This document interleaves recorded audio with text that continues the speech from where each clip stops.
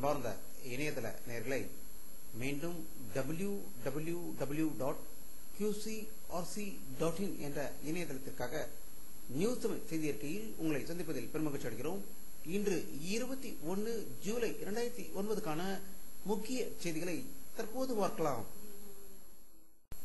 தமிழக சட்டசபையில் இன்று நிதித்துறை, மாநில சட்டமன்றம், ஆளுநர் மற்றும் அமைச்சரவை ஆகிய துறைகள் மீதான மானிய கோரிக்கையை நிதியமைச்சர் அன்பழகன் பதிலளித்து பேசுகையில், எம்எல்ஏக்களுக்கு ஊதிய உயர்வு அறிவிக்கப்படுகிறது என்றும் மாதம் 45,000 வாங்கிக் கொண்டிருந்த எம்எல்ஏக்கள் மேலும் 5,000 ரூபாய் கூடுதலாக கொடுத்து 50,000 வழங்கப்படும் என்று கூறியதாகவும், இத்துடன் சட்டசபை கூட்டத்தொடர் முடிவடைந்ததாகவும் சென்னை ஜார்ஜ் கோட்டையிலிருந்து தகவல்கள் வெளிவந்து கொண்டிருக்கிறது.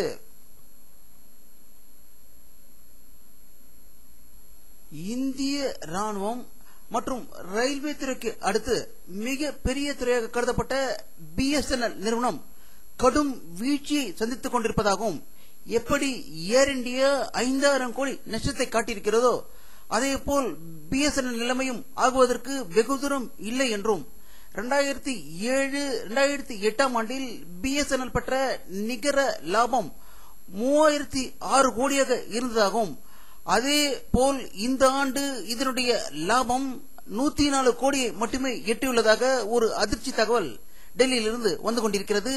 இதற்கு முக்கிய காரணம் பிரதமர் மன்மோகன் சிங், திருமதி சோனியா காந்தி, தமிழகத்தை சேர்ந்த ராஜா ஆகியோர்கள் தான் என்று வல்லுநர்கள் கருத்து வெளியிட்டிருக்கிறார்கள்.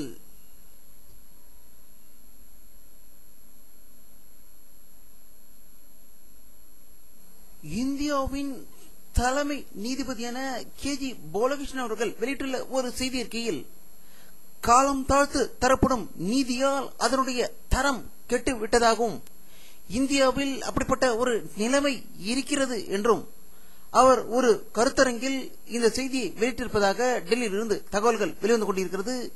இந்தியாவில் 2.5 கோடி வழக்குகள் இன்னும் நிலுவையில் உள்ளது குறிப்பிடத்தக்கது.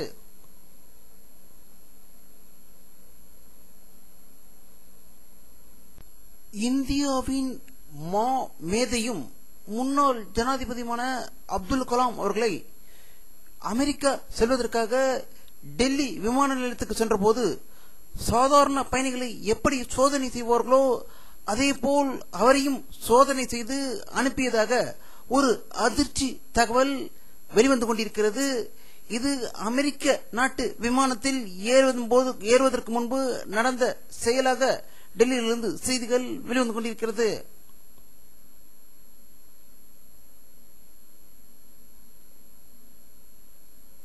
ஜார்க்கண்ட் மாநிலத்தில் இயங்கிக் கொண்டிருக்கும் மாவோயிஸ்ட் இயக்கம் இன்று வெளியிட்டுள்ள ஒரு செய்தி அறிக்கையில், பிரதமர் மன்மோகன் சிங், சோனியா காந்தி, சிதம்பரம் ஆகியோருக்கு ராஜீவ்காந்தி எப்படி கொல்லப்பட்டாரோ அதே நிலைதான் ஏற்படும் என்று மிரட்டல் விடுத்துள்ளதாக ஜார்க்கண்டிலிருந்து செய்திகள் வெளிவந்து கொண்டிருக்கிறது. மியான்மர் நாட்டில் ராணுவ ஆட்சியை ஒழித்து கட்டுவதற்காக ஜனநாயகத்துக்காக போராடி கொண்டிருக்கும் அந்நாட்டு தலைவியான ஆங் சான் சூகி அவர்கள் வீட்டு காவலில் வைக்கப்பட்டிருந்தும் அவருக்கு தென்னாப்பிரிக்காவை சேர்ந்த மகாத்மா காந்தி அறக்கட்டளை சார்பாக மகாத்மா காந்தி சர்வதேச அமைதி விருது வழங்கப்பட்டுள்ளதாக தென்னாப்பிரிக்காவிலிருந்து செய்திகள் வெளிவந்து கொண்டிருக்கிறது.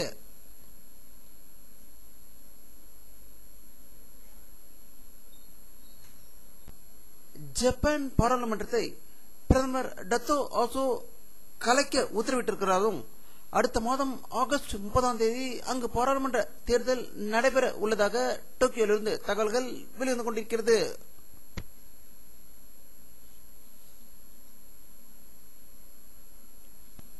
நாற்பது ஆண்டுகளுக்கு முன் அமெரிக்க விஞ்ஞானிகள் முதலில் நிலவில் காலடி வைத்து உலக சாதனை படைத்தவர்களை அமெரிக்க அதிபர் திரு பாரக் ஒபாமா அவர்கள் வாழ்த்தி கௌரவித்ததாகவும், அதில் முதல் காலடி வைத்த திரு ஆம்ஸ்ட்ராங் அவர்களும், இரண்டாவதாக மைக்கேல் கோலின்ஸ் அவர்களும், மூன்றாவதாக எட்வின் பஸ் ஆகிய 3 பேரையும் அவர் பாராட்டியதாக வாஷிங்டனில் இருந்து செய்திகள் வெளிவந்து கொண்டிருக்கிறது.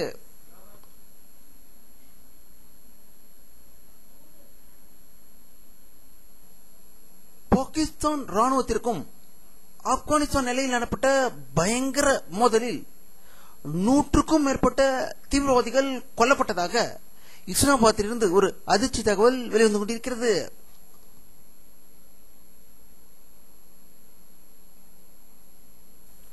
தாய்லாந்து நாட்டு தலைநகரான பேங்காக்கில் இருந்து 250 கிலோமீட்டர் தூரத்தில் உள்ள அடர்ந்த காட்டு பகுதியில் இப்படிப்பட்ட ஒரு உலக அற்புதமான ஒரு மரம் காணப்படுகிறது என்றும், இந்த மரத்தில் பழமாக காய்க்கும் பழம் ஒரு பெண் உருவை போன்ற அமைப்பை பெற்றுள்ளது என்றும், இதற்கு நாரி போல் என்றும், நாரி என்றால் பெண்களை குறிக்கும் சொல் என்றும், போல் என்றால் மரத்தை குறிக்கும் சொல்லாகவும், இந்த அற்புத பழத்தை பார்ப்பதற்காக உலகில் பல பகுதியிலிருந்து மக்கள் வந்து செல்வதாக பேங்காக்கில் இருந்து தகவல்கள் வெளிவந்து கொண்டிருக்கிறது.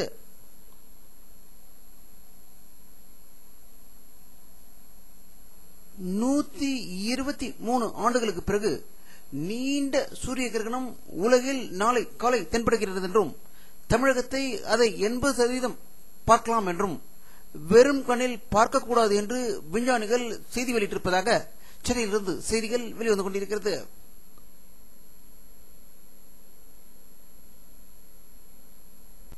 ஆப்கானிஸ்தானில் உள்ள கைபர் போலர் கணவாய் வழியாக ஆடு மாடு மேய்த்து கொண்டு வந்த ஆரிய பார்ப்பனிய குடிதாங்கிகள் திராவிட மக்களை ரத்தத்தை குடித்துக் கொண்டு சூரிய கிரகணத்தின் போது அதை செய்யுங்கள் சாப்பிடாதீர்கள் என்று நம்மை ஏமாற்றிக் கொண்டிருப்பவர்களுக்கு பதிலடி கொடுக்கும் வகையில் சூரிய கிரகணத்தின் போது உண்ணும் விரதத்தை மேற்கொள்ள வேண்டும் என்று திராவிட கட்சி தலைவர் திரு கி வீரமணி அவர்கள் அறிவிப்பு வெளியிட்டிருப்பதாக சென்னையிலிருந்து தகவல்கள் வெளிவந்து கொண்டிருக்கிறது.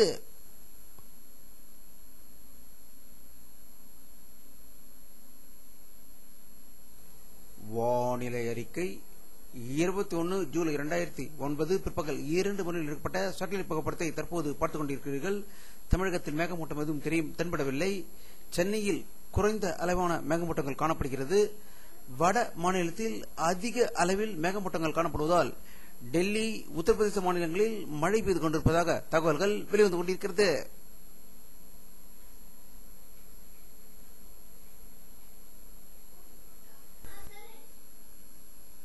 இத்துடன் இந்த செய்தி அறிக்கை நிறைவடைகிறது.